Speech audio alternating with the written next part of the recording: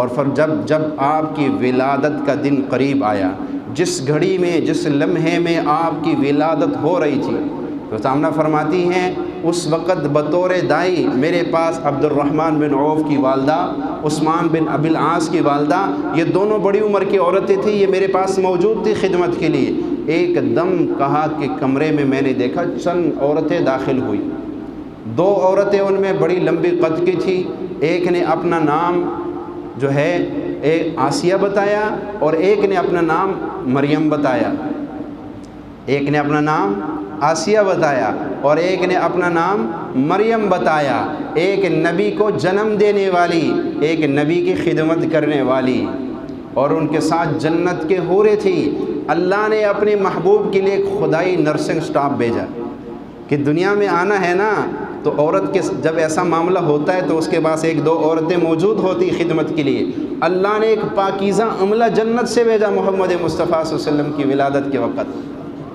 اور فرمایا کہ اس وقت جب بالکل عین موقع تھا کہ اللہ کے نبی صلی اللہ علیہ وسلم کی ولادت کا مرحلہ شروع ہو گیا،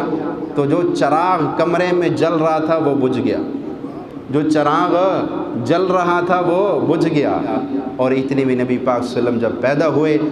فرمایا کہ عبد الرحمن بن عوف کی والدہ چراغ جلانے کے لیے تیل تلاش کر رہی تھی، تیل ختم ہو گیا تاکہ اس میں تیل ڈالا جائے اور چراغ کو دوبارہ جلایا جائے، تو فرمایا اسی مرحلے میں اللہ کے نبی کی ولادت باسعادت ہو گئی، سارا کمرہ روشن ہو گیا، اس کے بعد چراغ جلانے کی ضرورت ہی نہیں پیش آئی۔ اور حضرت آمنہ فرماتی ہیں کہ اس وقت میرے سامنے اللہ نے مشرق اور مغرب روشن کر دی، ایسی روشنی کہ مشرق اور مغرب سب کچھ مجھے نظر آ گیا، اور فرمایا کائنات کے اندر آپ کے آنے سے ایک دم تبدیلی آئی، کسریٰ کا وہ محل اس کے 14 کنگر گر گئے، فارس کی وہ آگ جو ہزاروں سال سے ایک لمحے کے لیے نہیں بجھی تھی، اس گھڑی میں وہ آگ بھی بجھ گئی، ختم ہو گئی۔ اور فرمایا آپ کی دادا کو خوشخبری دی گئی کہ اللہ نے عبداللہ کے گھر میں بیٹا دے دیا، آپ کا پوتا ہوا، اور اس کو اٹھا کر آپ نے گود میں لیا اور جا کر بیت اللہ کے سامنے کھڑے ہو گئے۔ یہ وہ دعا کا عملی نمونہ پیش کر دیا۔ آج سے کئی سو سال پہلے اللہ کے نبی حضرت ابراہیم علیہ السلام نے دعا مانگی تھی کہ ربنا وبعث فیہم رسولا، اے مولا ان میں ایک ایسا رسول نازل فرما، بھیج دے۔ آج وہ دعا قبول ہو گئی اور اس کی عملی صورت حضرت عبد المطلب کے ہاتھوں میں محمد مصطفیٰ ہے اور سامنے بیت اللہ ہے، اور وہ دعا ہے ربنا وبعث فیہم رسولا۔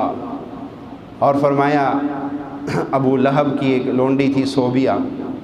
اس نے جا کر فوراً ابو لہب کو یہ خوشخبری سنائی کہ عبداللہ کے گھر بیٹا پیدا ہوا، تو اس خوشی میں فرمایا اس خوشی میں ابو لہب نے اس کو آزاد کر دیا۔ وہ غلام تھی، باندھی تھی، کہا تو اس خوشی میں آزاد ہو گئی کہ تو نے مجھے خوشخبری سنائی، تو اس خوشی میں ان کو آزاد کر دیا۔